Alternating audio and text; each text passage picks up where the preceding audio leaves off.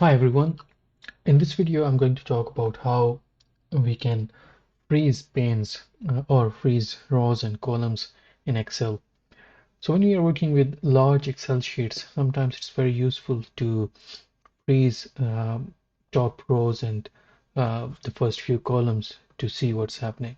For example, this is a small set of data which I've taken from one of the templates in Word. So in Excel, sorry.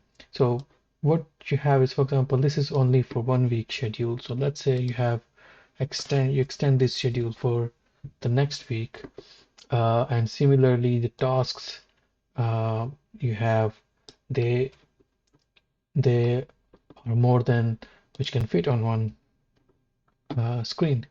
What will happen is that when you scroll, you don't see the week days, or when you're looking at the tasks, you cannot see actually the tasks. What you can do is you can just click on the cell which is next to the rows and columns you want to view, and just go to view, and then click on freeze panes and just say freeze panes. There are other options for freezing the top row, first column as well, but here I'm going to choose freeze panes. So here I can see that now I can see the schedule, the dates I can see, and see who has done the tasks. And also if I have to just look at the tasks for the days later down the line when this Excel sheet grows, so you can use this very handy tool.